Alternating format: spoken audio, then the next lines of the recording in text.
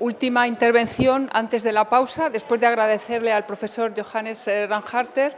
Luego, en el coloquio de la tarde, tendremos ocasión de hablar de temas que ha sugerido. Ahora tenemos con nosotros al profesor, es un placer presentar al profesor Benito Navarrete, que es licenciado en Historia del Arte por la Universidad de Sevilla, aunque más tarde se doctoró en el año 1997 en la Complutense de Madrid. Es persona que conoce muy bien el mundo del dibujo y de la pintura del barroco español, aunque no sé por qué motivo no ha incluido en el currículo que les ha pasado dos importantes obras que demuestran su profundo conocimiento también sobre las fuentes grabadas, algo tan importante, tanto en la pintura madrileña como en la pintura andaluza, y que son dos aportaciones que juzgo de muy importantes para la historia del arte español. Conoce muy bien también el mundo de las exposiciones porque ha sido comisario o cocomisario en muchas ocasiones con un grande de la historia del arte español, director del Museo del Prado durante mucho tiempo y que falleció hace unos pocos años, el profesor don Alfonso Pérez Sánchez, del que ha sido además su principal colaborador y que, bueno, pues ha heredado parte de esa visión tan compleja no solo de la pintura, sino de la cultura en el sentido amplio del mundo barroco. Nos va a hablar de un tema que conoce muy bien, que es el tema de los dibujos y concretamente de algo que en la obra del Greco nunca se ha tratado suficientemente bien, es siempre un problema, como precisamente el título de su charla indica, ¿no? Dedicado a los dibujos del Greco. Muchas gracias y tiene ya la palabra el profesor Navarrete.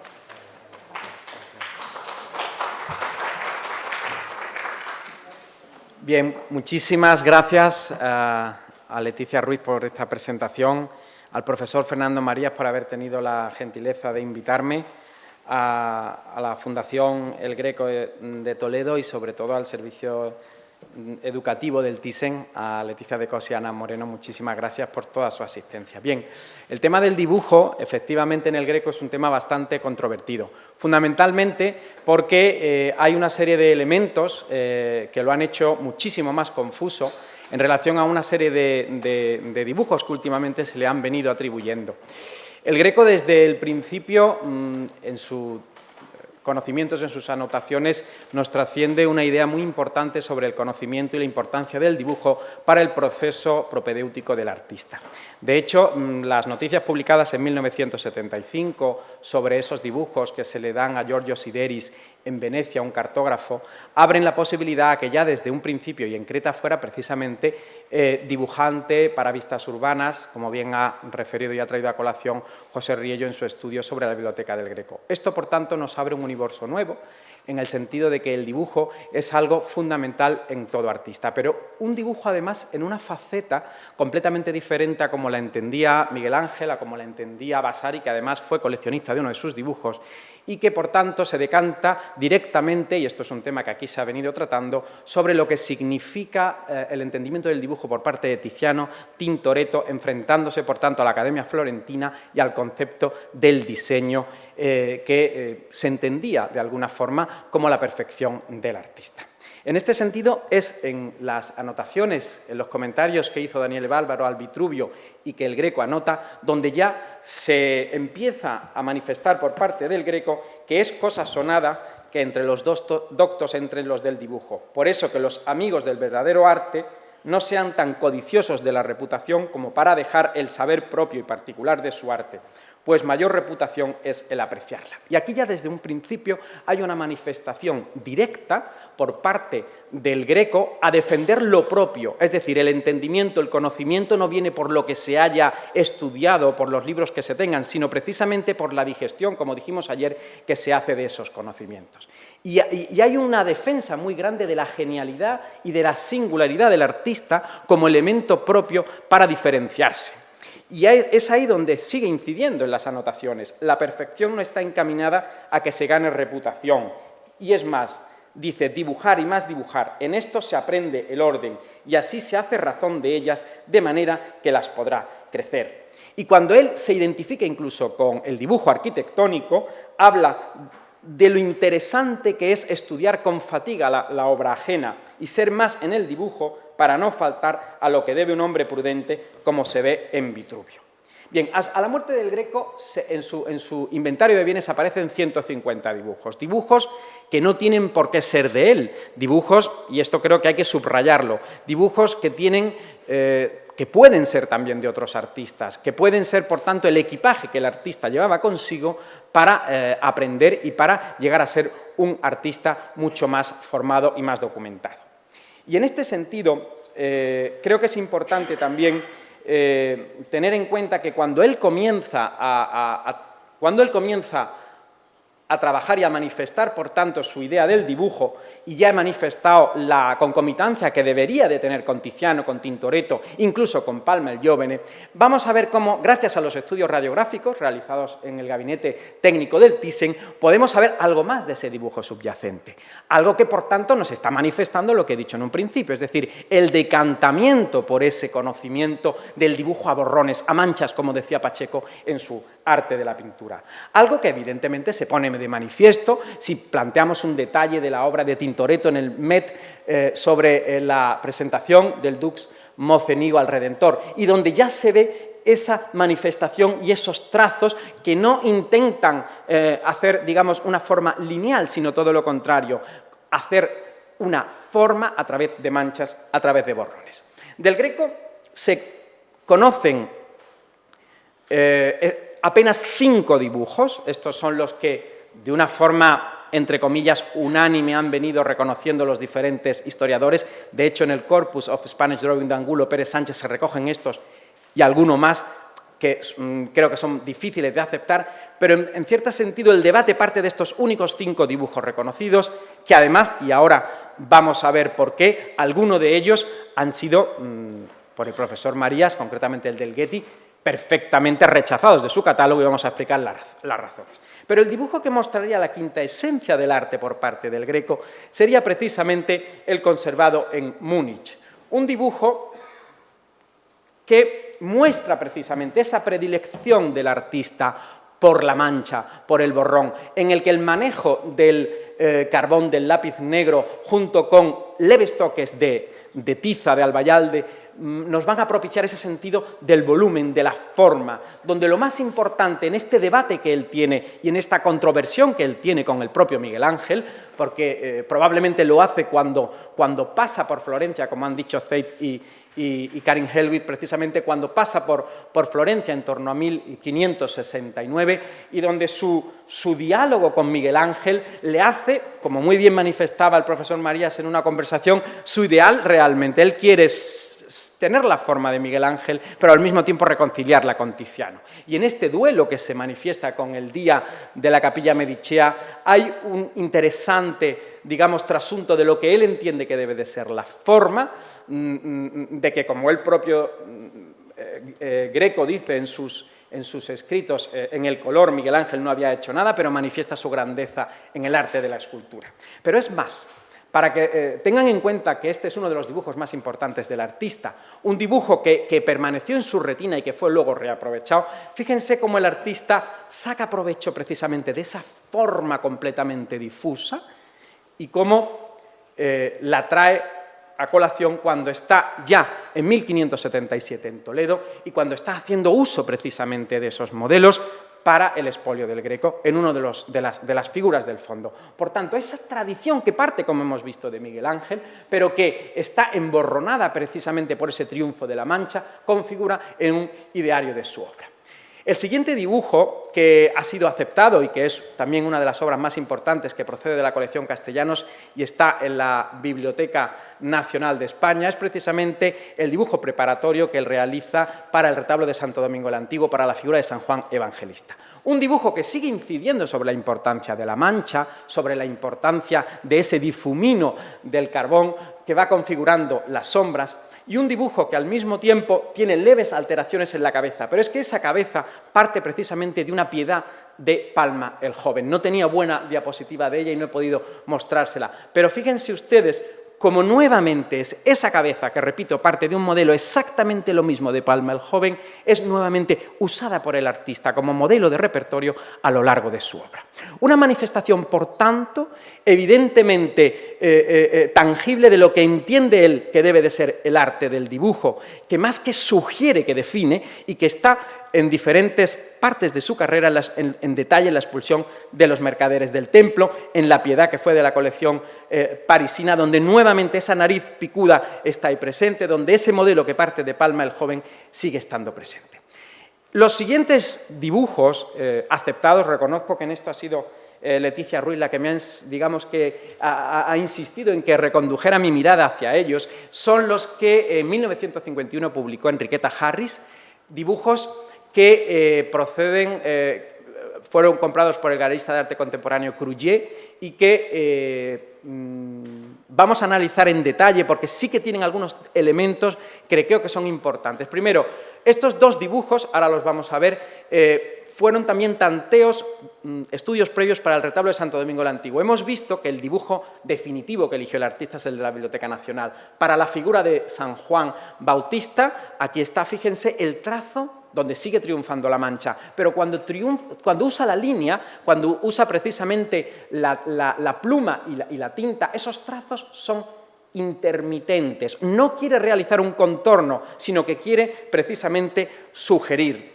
Y para que se den cuenta precisamente de lo que intento decirles, y cuando él rechaza el modelo para San Juan Evangelista al seleccionar la opción de la Nacional, sigue recuperando esa figura, y esto fue Xavier Bray quien lo trajo a colación en la exposición del Metropolitan sobre el Greco y la National Gallery del 2003. Él recupera ese modelo de repertorio que está en la Asunción de la Virgen hoy en el Chicago Art Institute, y fíjense cómo nuevamente es el trazo, la línea y los golpes de Biaca los que le dan luz, algo muy importante en su obra, la luz que parte precisamente del albayalde.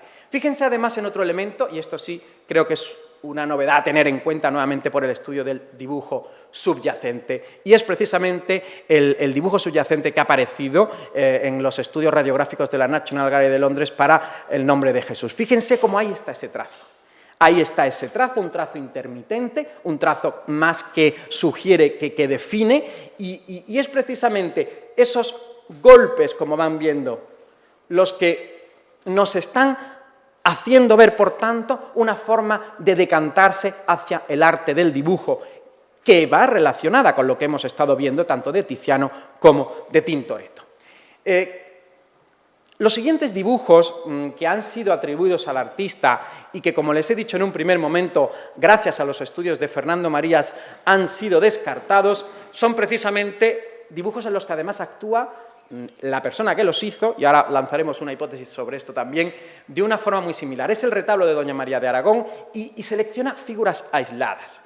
Este dibujo, que fue comprado en el año 1985 por el Museo Getty, es un dibujo que está realizado con tinta, con un poco de aguada e incluso toques de sanguina, y que sobre un papel blanco. Un dibujo que lo primero que sorprende en él es que, si se dan cuenta, tiende más hacia lo lineal, configura la forma a través de la línea y no a través de la mancha o del borrón.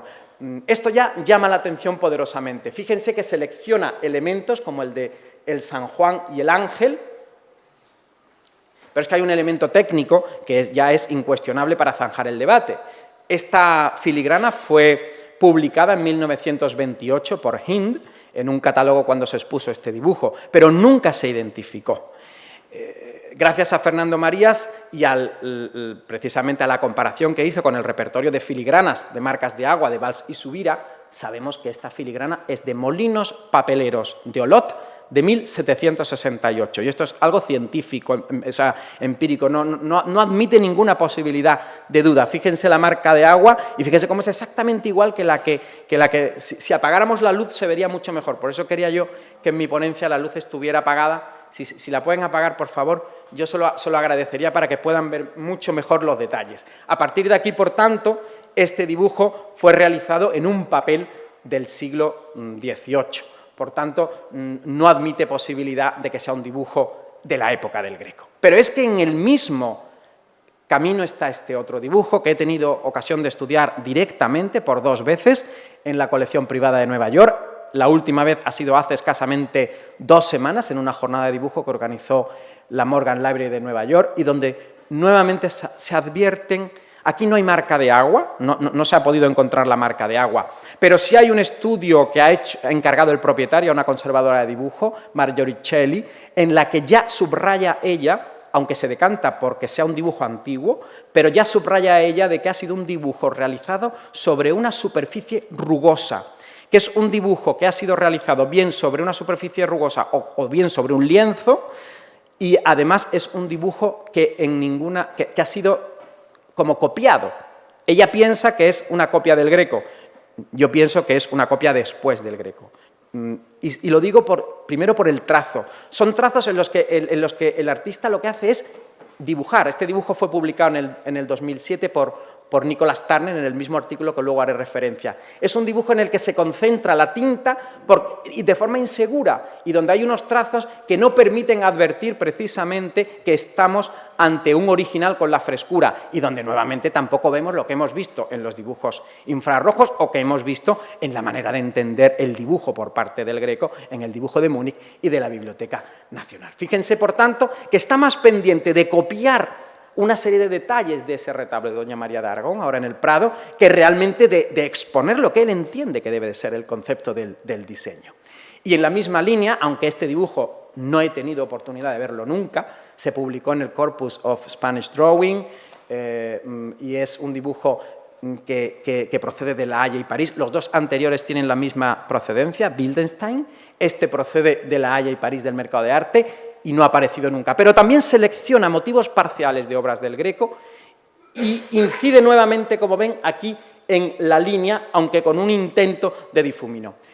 No he tenido ocasión de verlo. El día que salga este dibujo, es una sanguina, el día que salga a la luz podremos tener elementos más concluyentes, pero según mi opinión no puede considerarse como de un original del Greco. Y llegamos al punto controvertido del debate. En 2007, Nicholas Turner y Stephanie Masson publican en el mismo año 2 artículos. 2 artículos en los que un mismo grupo de dibujos, hasta una 50, dibujos que habían sido atribuidos en 1944 en el catálogo razonado de Tietze a Palma el Joven, un grupo de dibujos que incluso otros historiadores habían identificado como que no eran de Palma el Joven, pero que eran de un tal maestro misterioso, de Mystery Master, así como se denomina.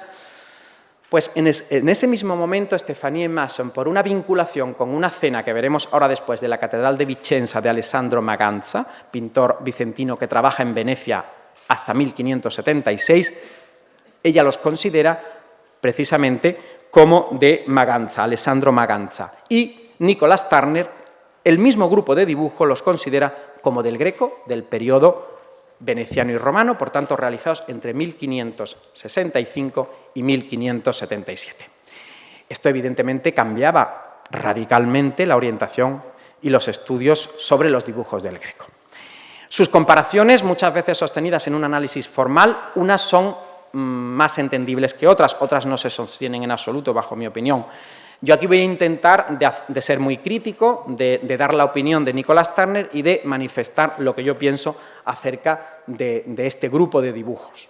Bien, lo primero que hay que entender es que el Greco desde sus primeros años, y hemos venido hablando ya en estas ponencias de la importancia del tríptico de Módena, y una de las portezuelas, que como se publicó hace ya bastante tiempo, parte de la estampa de Brito sobre composición de Tiziano de después de 1550, ¿no? Una obra, el tríptico de Módena, controvertida, bajo mi opinión, sobre la que todavía no se ha dicho todo lo que se puede decir o nos informa, sobre la que creo que se puede cuestionar la cronología y sobre la que creo que el estudio de las fuentes, y aquí vemos la estampa de Brito, nos va a dar mucho todavía que decir. Bien, fíjense en las figuras de la derecha y en la pierna del pastor, porque yo creo que esas figuras, una vez más, hay que entenderlas precisamente gracias a la estampa de 1576, estampa que tenía el Greco y que sabemos que usa en su obra, Estampa, por tanto, que nos está mostrando esas dos figuras. Fíjense incluso en los plegados del ángel, fíjense en la pierna del San Juan y compárela con la del pastor. Y fíjense cómo luego el Greco, esta estampa es de 1575. Pero es que fíjense cómo esa estampa es fundamental para entender precisamente el ángel San Gabriel de la Anunciación del Thyssen. Y gracias nuevamente al dibujo subyacente, podemos llegar a conclusiones importantes para ver que es esa precisamente la estampa que él tiene y que él está utilizando, y es esa la estampa que está manipulando. Evidentemente, para realizar estas composiciones, estas transposiciones, el mundo del dibujo es fundamental. El dibujo es precisamente el laboratorio de ideas que puede hacer al artista precisamente cambiar, alterar elementos. Y aquí es donde precisamente Nicholas Turner comienza a levantar su hipótesis, su teoría, en torno a una serie de dibujos. Dibujos conservados en el gabinete de estampas del Louvre, concretamente esta adoración de los pastores, que él vincula precisamente con el tríptico de Módena. Otro dibujo también del Louvre, que evidentemente es de la misma mano. Todos estos dibujos, repito, han sido atribuidos a Palma el Joven desde 1944, agrupados al Maestro Misterioso y estudiados en el mismo año y publicados por Estefanía Masson como Alexandro Maganza. Fíjense, por tanto, el concepto del diseño, un concepto del diseño en el que triunfa la mancha, donde la línea sugiere más que define. Y fíjense, por tanto, y no voy a poner algunas de las comparaciones de Turner porque no me parecen que estén bien traídas, pero fíjense cómo hay otros dibujos que han sido publicados por Masson y que va a publicar próximamente también, como este que ha salido recientemente, que procede de la antigua colección Büttner, que publica como Maganza Estefanía Masson. Pero es que este dibujo en su reverso tiene una inscripción, y aquí es donde nos metemos en un terreno, ciertamente, que yo traigo aquí para que ustedes lo consideren. La inscripción que aparece en el reverso del dibujo, este dibujo publicado como Maganza y que publicó en el 44 Tietze como Palma el Joven, presenta una inscripción de la Jerusalén Liberata de Torquato Tasso. Una inscripción que, evidentemente, cuando la vemos, lo primero que hacemos es decir, vamos a compararlas con la grafía del Greco. Y el profesor Rick Scorza, en su ponencia presentada en la Morgan Library, que generosamente me ha dejado su material para que se los muestre, llegaba a conclusiones diferentes. Bueno, lo primero que podemos advertir es que es una inscripción hecha por un extranjero, no es un italiano, porque tiene problemas en la lengua. Ahora lo vamos a ver. Si ustedes se dan cuenta, la grafía que aparece ahí, han visto que hay además esbozado un entierro de Cristo. La grafía que aparece ahí es una grafía que nos transcribe de oídas, no copiada, sino de oídas, el canto primo de Torquato Tasso de la Jerusalén Liberata, que hace referencia precisamente a la persona que estuvo guardando el sepulcro de Cristo. Bien, fíjense, porque es importante, como les he dicho, que reparen en esa grafía y sobre todo en quién es el que hace la inscripción. Al estudiar las comparativas de la grafía con la carta publicada por Almudena Pérez de Tuleda de 1572, con las notas al Vitruvio y con las que aparece en el dibujo, en el reverso del dibujo de la colección Büttner, hoy en colección particular de Nueva York, este dibujo también he tenido ocasión de estudiarlo directamente, llegamos a conclusiones que al menos no pueden descartar que la grafía pueda ser la del Greco. Aquí les pongo otro ejemplo en el que vemos que la grafía que se está usando es una grafía muy similar a la que usa el Greco. Tengo que decir, en honor a la verdad, que el profesor Rick Scorza es bastante, digamos que, escéptico con que esta grafía pueda ser la del Greco. Yo simplemente se lo traigo aquí porque creo que es un tema que debe de ser considerado, que no debe de ser eliminado de una forma directa, ¿no? Y en ese mismo grupo de dibujos, de Palma el Joven, de Alessandro Maganza para Masson y de el Greco para Turner, están estos otros. Este conservado en la Morgan Library, este en una colección particular. Dibujos que evidentemente dependen del modelo de la Pietà Bandini, que ya hemos estudiado aquí en varias ocasiones, de Miguel Ángel, en el que evidentemente hay un intento donde la mancha es la fundamental, donde evidentemente el Greco, y esto, la relación que se hizo con Giulio Clovio es muy interesante por Elena de Laurentiis el otro día, está presente y donde evidentemente hay que tener presente al Veronés, ¿no? del Museo de Boston, esta piedad. Una forma de entender el arte, repito, que está vinculada con el mundo veneciano, pero claro, y aquí es donde yo traigo un nuevo elemento para que se considere, es que los dibujos de Alessandro Maganza no son así. Este dibujo que les pongo ahora de la Biblioteca Nacional do Brasil es un dibujo seguro de Alessandro Maganza, que además es la misma iconografía. Fíjense qué manera tan diferente de entender el concepto del dibujo que tiene Maganza aquí. Bien, esto lo pongo también para que entre en el debate. Por tanto, el artista, sea Maganza, sea el Greco, o sea Palma el Joven, que está trabajando de esta forma, se está decantando por las formas sueltas, borrosas, manchas que Tintoretto plantea en sus obras. Y en este sentido, quiero que vean también otro elemento que traigo aquí para que ustedes reflexionen. Fíjense el rostro del ángel y compárenlo con la figura, y me sorprende que cuando siempre se habla de esta obra se ponga la de Parma, nunca se ponga la del Metropolitan de Nueva York, que creo que es una obra sublime en muchos sentidos, por su frescura, por su inmediatez. Fíjense cómo el Greco, a la hora de triunfar la mancha, a la hora de hacer esa filiación, se decanta por modelos similares a los que estamos viendo en ese dibujo. Yo creo que esto, sin decantarme en este caso concreto por ninguna autoría, creo que deben de ser tenidos en cuenta. Y aquí sí me voy a pronunciar. Estefanía Mason lanza todo su debate precisamente sobre este dibujo que hoy conserva la Morgan Library, que perteneció a la colección Janox, y que ella da como seguro a Alessandro Maganza y levanta toda su teoría en torno a este dibujo y en torno a su relación con la cena de la Capilla del Santísimo Sacramento de la Catedral de Vicenza de Alessandro Maganza. Una relación que yo considero que es una relación un tanto vaga. La filiación con Bassano es muy directa, la filiación con el mundo de Tintoretto, la forma en cómo Cristo da la comunión.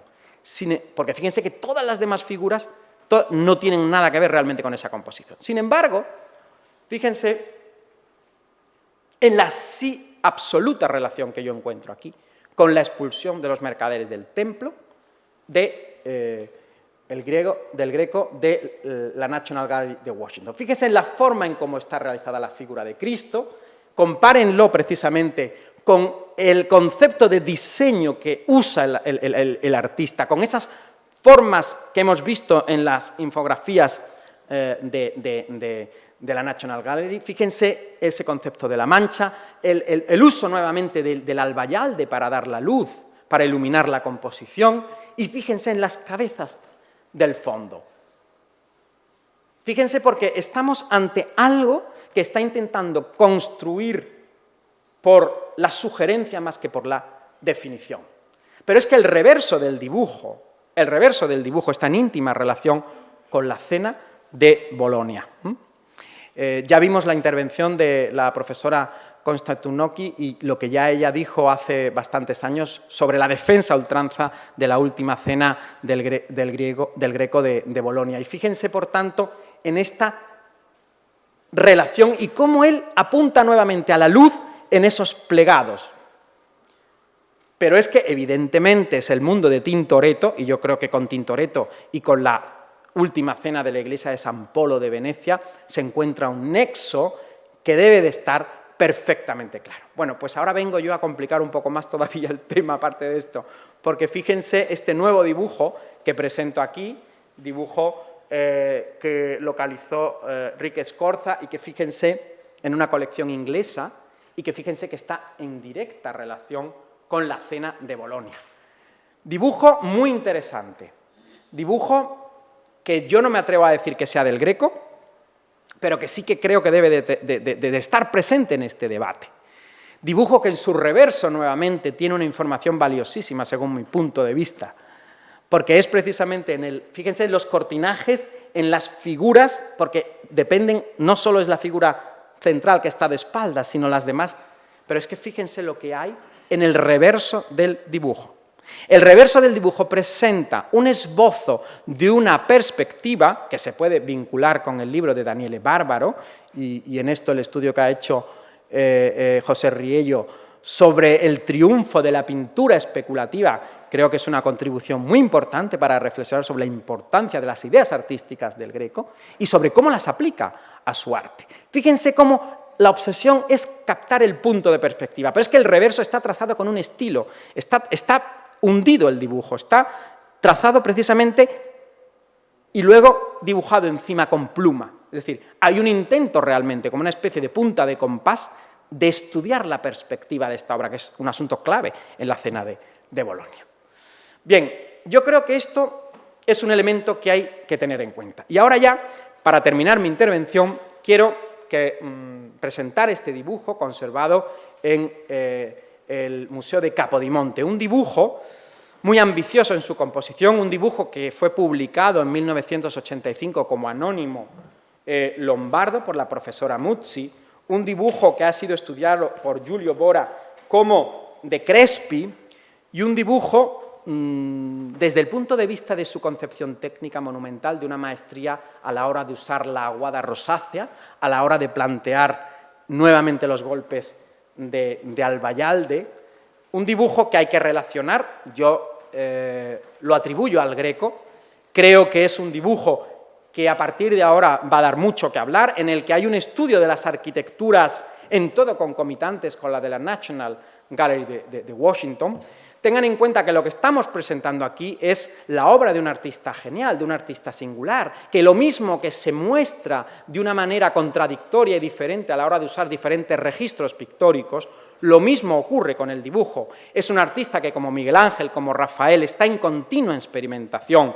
Y ya saben los estudiosos del dibujo, y aquí está la profesora Manuela Mena, que le agradezco mucho su presencia, el estudio de los diferentes registros gráficos de un artista son fundamentales para poder atribuir un dibujo. Fíjense, por tanto, cómo ha utilizado las sombras, cómo ha utilizado las figuras, cómo contrasta la aguada en la parte superior suelta y cómo ilumina las figuras, y fíjense cómo esas figuras de repertorio que aparecen nuevamente se encuentran sin dificultad en algunos detalles de las obras de Santo Domingo el Antiguo, de las figuras de fondo. Fíjense cómo invierte una serie de elementos. Fíjense en el rostro, Cristo predicando a los doctores en el templo. Fíjense la mancha, fíjense como figura y contrafigura, pero es que nuevamente, si advertimos en detalle esta imagen y estudiamos esos elementos sueltos, y los comparamos precisamente con las figuras invertidas de la National Gallery de Washington, donde esos tipos de ancianos evolucionan en su obra. Fíjense las dos figuras de ancianos de la parte inferior y compárenlos con la cabeza barbada. Fíjense cómo esas figuras siguen estando ahí en la versión de San Ginés, evolucionadas, y esos son los dibujos que él puede utilizar como repertorio, como he iniciado mi ponencia. Dibujos que les siguen afectando en su retina, dibujos que nuevamente sigue usando como figuras de Repoussor en la curación del paralítico del Metropolitan, donde altera elementos. Y ya, para terminar, fíjense la importancia que tiene este dibujo en la recuperación del mundo clásico, en los relieves. Y fíjense cómo nuevamente es el mundo de Veronés y Cristo y la adúltera del Museo de Dresde el que intenta nuevamente recuperar. En el triunfo de lo gesticulante, en la recuperación de la antigüedad clásica, sugerida e interpretada de esta forma, y por tanto presento este tipo de obras para reflexionar y para entender que más que un intento de definir, lo que intenta el Greco con sus dibujos o con su aproximación es sugerir la forma. Muchas gracias.